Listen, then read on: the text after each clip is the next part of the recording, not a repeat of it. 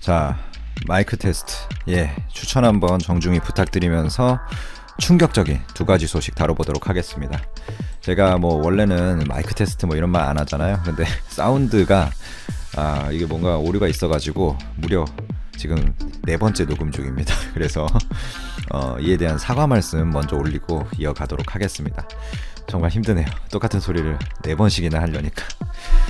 그래도 힘내가지고 알리기 위해서 열심히 또 해보겠습니다. 하나는 화면에 나와 있는, 하나의 주제는 화면에 나와 있는 코로나 바이러스 건이고요. 또 하나의 주제는 우리은행에서 무려 2만 명 이상의 고객에 대한 고의적 비밀번호 도용이 발생을 했다고 해서 그 두 가지 소식 전해드려 보겠습니다. 첫 번째는 이제 주제는 신종 코로나 바이러스 우한 폐렴에 관한 이야기죠. 제가 우한 폐렴 이런 신종 코로나 바이러스 뉴스가 막 이렇게 활성화되는 초반에 요거에 대한 영상을 조금 다루다가 한 2-3개 올렸을 거예요. 근데 이 이슈에 너무 네이버 뉴스나 조선일보, 동아일보, 한겨레 할 거 없이 경향신문 어떤 그 언론사든 언론 자체가 이게 조회수가 너무 나오고 뭔가 언론사들한테 좀 광고에 돈이 되다 보니까 유튜브도 똑같았죠. 근데 너무 이 이슈 하나에 매몰되고 쏠리는 것 같아서 저는 아예 좀 관련 없는 이슈들을 많이 올렸었어요. 기술 분석, 전기차 배터리라든지 반도체 HBM2E 삼성 신제품 나온 거 있죠. 그런 거라든지 조선업에 관련된 이야기라든지 아니면 바이러스 그 자체보다는 바이러스로 인해서 좀 이런 피해들이 발생하고 있다. 이런 세계 산업 동향 이런 거를 올렸었는데 그럼에도 이번에 제가 전해드리는 것은 정말 충격적인 것 같습니다. 그럼에도 불구하고 어떤 남자 한 명이 있었는데 그 남자가 원래는 푸젠성 진장에 사는 사람이에요. 그러니까 한국인은 아니죠. 우한에서 어떤 일을 했는지 이 사람이 놀았는지는 제가 모르지만 어느 정도 거주를 하다가 생활을 하다가 고향인 진장에 춘절 때 딱 맞춰서 돌아오는 건 좋아요. 우한에 있었다는 게 죄는 아니잖아요. 돌아올 수 있습니다. 그때는 이제 도시가 폐쇄되기 전이고 자기도 몰랐으니까. 근데 의도적으로 필리핀에서 왔다. 이게 핵심이에요. 의도적으로 필리핀에서 왔다라고 거짓말을 하고 심지어는 춘절 연휴 동안 3,000명이 참석한 대규모 연회, 결혼식, 피로연 그러니까 총 규모가 3-4천 명 됐다고 합니다. 그래서 4,000명 정도가 이제 영향을 받았는데 그런 곳에 계속 애가 참석을 했다. 그러면서 직접 간접적으로 4,000명과 접촉을 했다. 이 남자는 이후 신종 코로나 바이러스 확진 판정을 받았고요. 이 남자와 같이 있었던 이제 무려 7명의 사람들이 연달아 확진 판정을 받고 현재까지만 7명입니다. 더 커질 수도 있죠. 무려 4,000명이 자가격리 판정을 받았습니다. 정말 이거는 정말 인간만도 못한, 정말 이러면 안 되죠. 정말 몸이 멀쩡해서 증세가 많은 경우가 있잖아요. 초기에 안 나타나서 그냥 그 증세에 대해서만 말을 안 하는 거는 이해할 수 있습니다. 하지만 이 사람은 우한에 다녀왔다고 하면, 자기가 말을 하면 정밀 진단을 받고 격리되고 이 과정이 있으니까 자기가 귀찮은 것 좀 피하자고, 자기 좀 편하자고 무려 4,000명을 격리시키고 7명을 감염시키고 그 7명 무죄 이제 우한 가지도 않았던 그 죄 없는 사람들을 인생을 꼬이게 만든, 제가 정말 이런 단어 안 쓰는데 작은 의미에서 큰 의미에서까지는 모르겠지만 악마라고 생각을 합니다. 살다 보니 사람한테 이제 악마라는 단어도 써보네요. 중국이라는 나라 자체가 저는 정말 과거에 어떤 화웨이가 남의 나라 기술 빼가고 해킹 툴 심어놓고 시치미 떼고 이런 자국제일주의 문화도 정말 마음에 안 들었는데 이건 자국제일주의도 아니고 개인주의의 끝판왕격이죠. 근데 개인주의라고 보기도 뭐예요.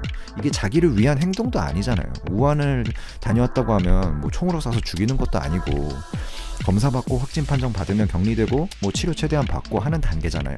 물론 치료가 안 될 수도 있겠죠. 하지만 그렇다고 거짓말하고 피하면 병이 심해지면 심해졌지 나을 가능성을 자기 발로 차버리는 거잖아요. 이건 아무리 봐도 순간적으로 격리되기 싫어서 거짓말을 했다라고 밖에 볼 수가 없는데 정말 무지하고 어리석은 행태다라고 밖에 볼 수가 없습니다. 또한 굳이 그 이후에 3,000명이나 만나고 다닐 일이 또 뭔지, 그 3,000명 만나는 동안 계속 확진자 늘고 뉴스 터지고 하는 동안인데 대체 무슨 정신으로 이런 행동을 했는지 상식적으로 이해가 가질 않네요. 감정적인 말을 너무나 한 것 같습니다. 자, 이에 대해서 중국 지자체들은 현상금까지 내걸면서 단속에 나섰는데요. 뭐 허베이성 수장장이나 지금 우한에서 들어온 사람 중에 지난달 14일 이후에 당국에 등록을 하지 않은 사람들에 한해서 신고를 한 사람들한테 현상금을 지급하고 있습니다. 뭐 여기 수자장만 이런 게 아니고요. 뭐 허베이성이라든지 다른 데도 이렇게 하고 있습니다. 그리고 핵심적인 게 헤이룽 장성의 고급 인민 법원이 고의로 신종 코로나 바이러스를 전파하는 행위에 대해서 그러니까 이거죠. 거짓말을 하고 자기가 우한을 안 다녔다고 하면서 이게 다수의 사람이 있는데 병을 전파하고 이런 게 확대 해석하면 고의라고 볼 수 있는 거죠. 이런 행위의 범죄에 대해서 최고 사형까지 처해질 수 있다는 긴급 통지를 전국에 뿌렸습니다. 자, 정말 충격적인 뉴스였죠. 근데 이거 말고도 또 충격적인 뉴스가 있어요. 정말 이건 우리나라 이야기인데 우리은행 있죠. 제1금융권 영업점 직원들이 고객 23,000명의 인터넷 모바일 뱅킹 비밀번호를 무단으로 도용한 것으로 확인이 됐습니다. 정말 말도 안 되는 이야기죠. 근데 이게 사실이에요. 근데 장기간 근데 이 사람들이 무슨 비밀번호 무단 도용해가지고 돈을 빼고 막 이러려고 그랬던 건 아니에요. 근데 이거 자체가 엄청난 문제죠.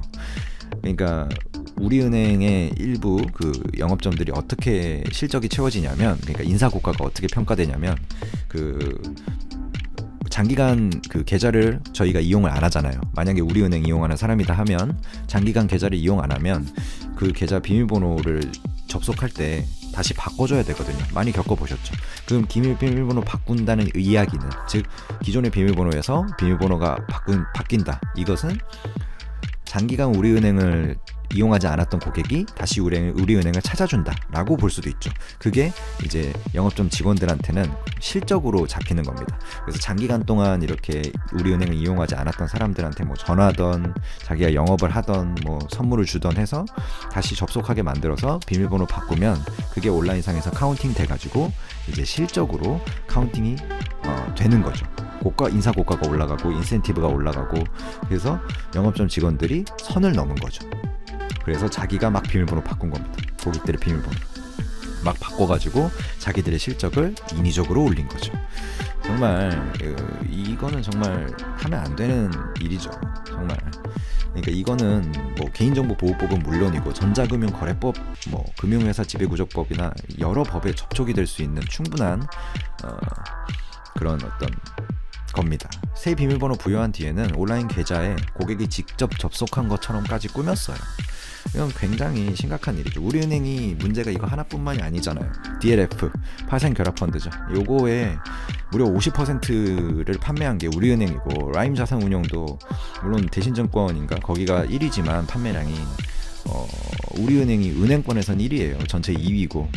DLF가 뭔지 모르시는 분들이 가끔 있을 수 있는데, 이게 원금 손실이 날 수 있는 그런 고객들에게 큰 피해를 주는 그런 펀드거든요. 근데 요거를 50%를 팔았다는 것도 문제인데, 그래서 이제 그 대규모 투자자한테 피해를 줬다. 그러니까 처음에 뭐지 피해가 없을 것처럼 막 이렇게 잘 영업해 놓고 피해를 준 것도 물론 도의적으로 문제인데, 가장 제가 마음에 안 드는 점은 개인적으로 이런 DLF를, 원금 손실 우려가 있는 DLF를 고령의 치매 환자 그리고 귀가 조금 불편하신 난청 환자 등에게 판매한 사례가 무더기로 적발이 됐습니다. 아니, 귀가 좀 뭐 물론 들리실 수도 있지만 제가 그런 어떤 이런 불편함이 있으신 분들을 어떻게 매도하려는 게 아니라 그런 분들한테 이런 상품을 판매했다는 것 자체가 문제죠. 난청 환자한테는 물론 이제 뭐 점자책으로 정확히 설명을 해서 판매를 했다면 모르겠지만 그렇게 했겠어요. 입으로 적당히 못 알아듣게 설명한 다음에 팔았겠죠. 그 다음에 그래도 난청 환자까지는 만약에 상황까지 본다면 다 잘 뭐 점자로 설명해서 팔았다라고 치죠. 치매는 환자한테는 절대 팔면 안 되는 상품입니다. 이게 그 규정에 대해서 원금 손실이 나고 이런 거에 대해서 자기가 제대로 이해도 못 하는데 그 사람들한테 그걸 파는 행위가 말이 됩니까? 이게 정말 말이 안 되는 행위고, 우리나라의 제1금융권의 우리나라 이 1, 2년 동안 우리금융이 지주사 체제 전환에 너무 올인한 나머지 내부 통제 체계에 완전히 결함이 생긴 거라고 저는 판단을 하고 우리나라의 엘리트층이라는 분들이 고객 비밀번호를 바꿔가면서 실적을 올리는 것에 대해서 좀 안타깝게 생각합니다. 물론 이거 제가 말씀드린 부분들이 우리은행 일부 나쁜 분들의 부분이고 대부분의 분들은 성실하게 회사 다니고 아무 잘못 없이 지금도 우리은행에서 근무하시리라고 생각을 합니다. 근데 일부 분들이 이런 행위를 실제로 한 분들이 문제라는 거죠. 이 정도로 마무리하겠습니다. 감사합니다.